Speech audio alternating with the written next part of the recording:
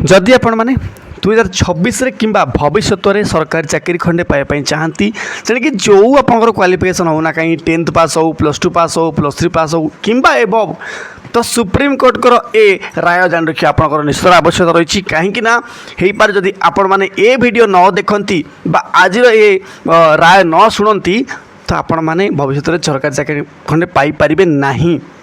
देखु कौन कहते ना person with higher qualification can not be consider for post specially intended for less educated.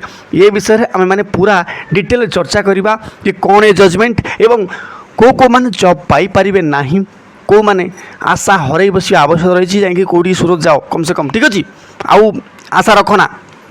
देख प्रथम कथा हूँ ये जजमेंट को पूरा आपण मान सहित डिटेल एक्सप्लेन करी बस आपको गोटे अनुरोध कौन रही ना मोर मोटिवेशन गोटे लाइक आपण मैंने निश्चय करेंगे वीडियो को। देखो प्रथम कथा हूँ कौन ना यार मतलब कौन ना जदि कौन से चाकरी पदवी विशेष भाव में कम शिक्षा योग्यता थी प्रार्थी संरक्षित होता है माने हूँ या जब जन दशम गोटे कनेस्टेबल चाकरी बाहर 10th पास गोटे पिला से आप्लाय कर ग्रेजुएशन पिला आप्लाय करुच्ची +2 पिला आप्लाय करुच्ची जो मैंने स्नातक कर आप्लाय किंतु से व्यक्ति मानू पद विचार नियाजिब ना माने हूँ या से चाकरी दिज्व ना जदि आप्लाय से कर विशेषकर जो मैंने निजर योग्यता को लुचाई आवेदन कर जानते समस्ते रिसेंटली आमर ओडिशा होमगार्ड एग्जाम होता नहीं कि तो बहुत गुड़े जिले में होता समस्ते हुबहू जानी भी समझ जानते ए मात्र 5th पास दरकार था मात्र 5th पास किंतु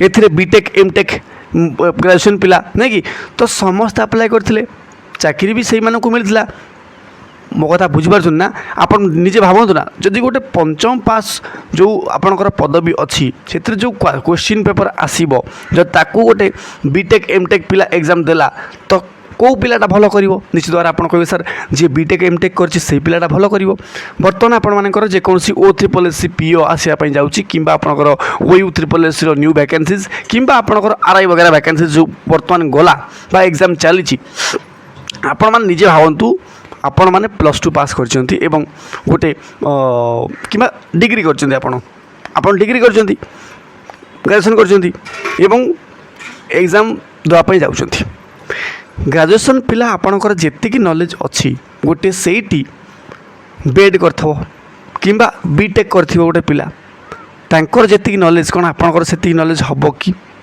आप कहे सर बिल्कुल हम किंतु कम हम निश्चित भाव में जेहेतु से उच्च शिक्षित नहीं कि तो अधिक नॉलेज तांकर हम तो पेपर आपण मैंने 2 जन बस देवे सेम पेपर चाकरी पाइब किए से ए सुप्रीम कोर्ट यही जजमेंट को नहीं ठीक अच्छे। देखो तापर कौन अच्छे कोर्ट कर मतरे सुप्रीम कोर्ट कहते कौन ना एभली कले प्रकृत में जो प्रार्थी मैंने से ही पदपाई योग्य से सुजोग क्षुण्ण हुए बा से सुजोग पाइपर ना मामलार पृष्ठभूमि कौन बा एमती जजमेंटर कारण कौन एमती होती कौन पाई देख गोटे सिंडिकेट बैंक रे अस्थायी अटेंडेंट सहायक पदवे नियुक्ति जड़े होते ठीक अच्छे से विज्ञप्ति या पाई जे कि एटा हूँ 10th पास चाकरी एवं जदि जी 10th पास कर अप्लाई कर चाकरी कर किंतु जो व्यक्ति चाकरी करते अटेंडेंटर ठीक अच्छे से स्नातक पास करते एवं से निजर डिग्री को लुचै रखी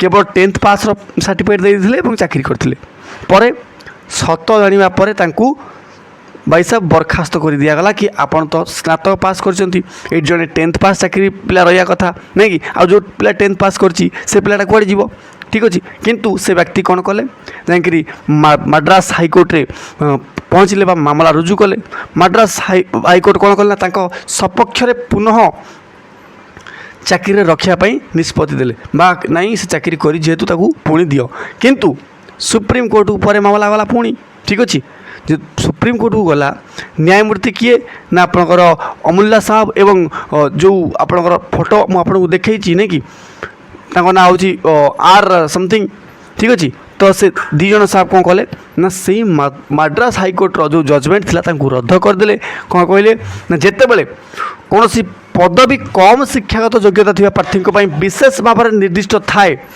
ସେତେବେଳେ ଅଧିକ ଯୋଗ୍ୟତା ଥିବା ବ୍ୟକ୍ତିଙ୍କୁ ଅନୁମତି ଦେଲେ ପ୍ରକୃତ ଯୋଗ୍ୟ ପ୍ରାର୍ଥୀମାନଙ୍କର ସୁଯୋଗ ହାତ ଛଡ଼ା ହୋଇଯିବ ବା ଆକ୍ଚୁଆଲି 10th ପାସ୍ ପିଲା ହିଁ 10th ପାସ୍ ଚାକିରି କରିବା ଆବଶ୍ୟକତା ରହିଛି ଏବଂ ଯେଉଁମାନେ +2 ପାସ୍ କରିଛନ୍ତି ବା ଡିଗ୍ରୀ ପିଲା ସେମାନେ ତାଙ୍କର ନିଜର ଫିଲ୍ଡରେ ଯିବାର ଆବଶ୍ୟକତା ରହିଛି। ଓକେ, କୋର୍ଟ କାହିଁକି କଥା କହିଲେ ଦେଖ ଏଥିରେ ବହୁତ ଗୁଡ଼ିଏ ଜିନିଷ କାମ କରେ। ଆପଣମାନେ ଜାଣିଥିବେ ମଡେଲ ଏମ୍ପ୍ଲୟି, ଠିକ୍ ଅଛି।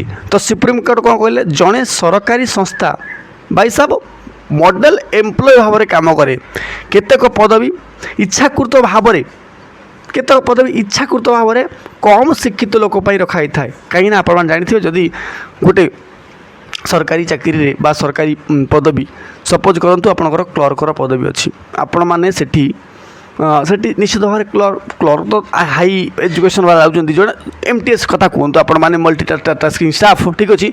ସେଠି ବହୁତ ସାରା ଅଫିସିଆଲ କାମ ତାଙ୍କର ଥାଏ କିମ୍ବା ବହୁତ ସାରା ଆପଣଙ୍କର ଅଫିସିଆଲ କାମ ସହିତ ଆପଣଙ୍କର ପୁରା ବ୍ୟାକଗ୍ରାଉଣ୍ଡ କାମ ଥାଏ, ଠିକ୍ ଅଛି। ତ ଲୋୟର କାମ ବି ଥାଏ ସେଥିରେ। ଯଦି ତାକୁ ଆପଣମାନେ ନିଜେ କୁହନ୍ତୁ ସେଠି 10th ପାସ୍ ପିଲା ଆବଶ୍ୟକତା ରହିଛି, ଯଦି ଜଣେ ହାୟର ଏଜୁକେସନ୍ ପିଲା ଗଲା, ଠିକ୍ ଅଛି, କ'ଣ ସେ କାମ ସେ କରିପାରିବ କି ଠିକ୍ ଭାବରେ?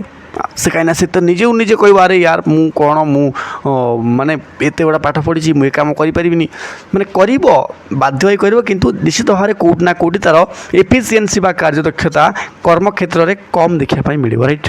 ତ ସେଥିପାଇଁ ଏସବୁ ଜିନିଷ ହେଇଛି, ଠିକ୍ ଅଛି। ଉଚ୍ଚ ଯୋଗ୍ୟତା ଥିଲେ କ'ଣ ସ୍ୱତଃ ଅଧିକାର ମିଳେ କି? ବା ସପୋଜ୍ କରନ୍ତୁ ମୋର ହାୟର କ୍ୱାଲିଫିକେସନ୍ ଅଛି, କ'ଣ ମୋତେ ଅଧିକ କେଉଁଠି ପ୍ରାୟୋରିଟି ମିଳିବ କି? ଦେଖ ଭାଇ ସାହେବ ସୁପ୍ରିମକୋର୍ଟ କ'ଣ ସ୍ପଷ୍ଟ କଲେ ନା କେବଳ ଶିକ୍ଷାଗତ ଯୋଗ୍ୟତା ଥିବାରୁ କୌଣସି ବ୍ୟକ୍ତିଙ୍କୁ କେହି ଚାକିରି ଉପରେ ରଖିପାରିବ ନାହିଁ, ଠିକ୍ ଅଛି। ସେଥିପାଇଁ ବିଜ୍ଞପ୍ତିରେ ଯାହା ଆବଶ୍ୟକତା ରହିଛି, ଯାହା ବି ରିକ୍ରୁଟମେଣ୍ଟ ରହିଛି ବା ମୋର ଏଇଆ ରିକ୍ୱାରମେଣ୍ଟ ରହିଛି, ଭାଇ ସାହେବ ଏତିକି ଫିଲ୍ଅପ୍ ହେଲେ ଯାଇକି ମୁଁ ଆପଣଙ୍କୁ ନେବି। ମୋ କଥା ବୁଝିପାରିଲେ ନା? ତ ସେଇ ହିସାବରେ ସେଇ ନିୟମ ହିସାବରେ ହିଁ ହେବ। ତ ଏହାର ପ୍ରଭାବ କ'ଣ ହେବ? ଯଦି ବିଜ୍ଞପ୍ତିରେ ମ୍ୟାକ୍ସିମମ୍ କ୍ୱାଲିଫିକେସନ୍ ବା ସର୍ବାଧିକ ଯୋଗ୍ୟତା ନିର୍ଦ୍ଦିଷ୍ଟ ଥାଏ, ତେବେ ତାହାଠାରୁ ଅଧିକ ଯୋଗ୍ୟତା ଥିବା ପ୍ରାର୍ଥୀ ଅଯୋଗ୍ୟ ହୋଇପାରନ୍ତି। ଏଇଟା ସମସ୍ତେ ମନେ ରଖିଥିବ। ନିଜର ଯୋଗ୍ୟତା ଲୁଚାଇ ଆବେଦନ କରିଥିଲେ ନିଯୁକ୍ତି ବାତିଲ ବି ହୋଇଯିବ ଆପଣମାନଙ୍କର, ଯଦି ସୁପ୍ରିମକୋର୍ଟ ଯାଇକି ଗଲା, ଠିକ୍ ଅଛି। ଚାକିରି ମିଳିଥିଲେ ମଧ୍ୟ ସତ ଜଣାପଡ଼ିଲେ ଚାକିରି ପଳାଇବ। କହୁଛି କେବଳ ମୁଁ ଅଧିକ ପଢ଼ିଛି ତେଣୁ ମୁଁ ଏଇ ପଦବୀ ପାଇଁ ଯୋଗ୍ୟ, ଏସବୁ କ୍ଷେତ୍ରରେ ଗ୍ରହଣୀୟ ବିଲକୁଲ ହେବନି, ଠିକ୍ ଅଛି। ତ ସମସ୍ତେ ଆପଣମାନେ ମନେ ରଖିଥିବେ। ତ ଆଗକୁ ମୋର ସାନ ଓ ବଡ଼ ଭାଇ ଓ ଭଉଣୀମାନେ ଯେଉଁମାନେ ବି ଏ ଭିଡ଼ିଓକୁ ଦେଖୁଛନ୍ତି ସମସ୍ତେ ଏକଥା ଧ୍ୟାନ ରଖିଥିବେ। ଯଦି ଆପଣଙ୍କ ପାଖରେ କିଛି ବି ହାୟର କ୍ୱାଲିଫିକେସନ୍ ଅଛି, ଆପଣମାନେ ଲୁଚିବା ଆବଶ୍ୟକତା ନାହିଁ। ଆପଣମାନେ ଯେକୌଣସି ଜବ୍ ପାଇଁ ଆପ୍ଲାଏ କରନ୍ତୁ ନା କାହିଁକି, ଯଦି ସେଠି ଆପଣଙ୍କର 10th ପାସ୍ ମାଗିଛି ଆଉ ଆପଣଙ୍କ ପାଖରେ +3 ପାସ୍ ଅଛି, ତ ଆପଣ +3 ପାସ୍ ଦେଇଦିଅନ୍ତୁ, ନୋ ପ୍ରୋବ୍ଲେମ୍, ଠିକ୍ ଅଛି। ଆଉ ଯଦି ଆପଣମାନେ ଦେଖନ୍ତୁ ଏପର୍ଯ୍ୟନ୍ତ ଓଡ଼ିଶାରେ ଏମିତି କେସ୍ ହେଇନି, କିନ୍ତୁ ଏ କ'ଣ କହୁଛି, ଯଦି ଆପଣଙ୍କର ଯେକୌଣସି କେସ୍ ଗଲା କେଉଁଠିକି ନା ସୁପ୍ରିମକୋର୍ଟକୁ ଗଲା, ତ ଆପଣ ଫସିବାଟା ଧାର୍ଯ୍ୟ। ତେଣିକି ଓଡ଼ିଶା ହେଉ ବା ସେ ମାଡ୍ରାସ ହାଇକୋର୍ଟରେ ହେଲା, ତ ଆପଣଙ୍କର ଓଡ଼ିଶାର ହେବନି, କ'ଣ ପ୍ରୋବ୍ଲେମ୍ ଅଛି? ସୁପ୍ରିମକୋର୍ଟ କେବଳ ମାଡ୍ରାସ ପିଲାଙ୍କର ନୁହଁ ଭାଇ ସାହେବ, ସେଇଟା ହେଉଛି ଅଲ୍ ଓଭର୍ ଇଣ୍ଡିଆ କୋର୍ଟ, ଠିକ୍ ଅଛି। ତ ଏଥିରେ ଆପଣମାନଙ୍କର ମତାମତ କ'ଣ ରହିଛି ନିଶ୍ଚିତ ଭାବରେ ମୋତେ କମେଣ୍ଟ ବକ୍ସରେ ଜଣାଇବେ। ଏଥିସହିତ ମୋତେ ବିଦାୟ ଦିଅନ୍ତୁ, ରହୁଛି, ଧନ୍ୟବାଦ। ଜୟ ହିନ୍ଦ, ଜୟ ଭାରତ।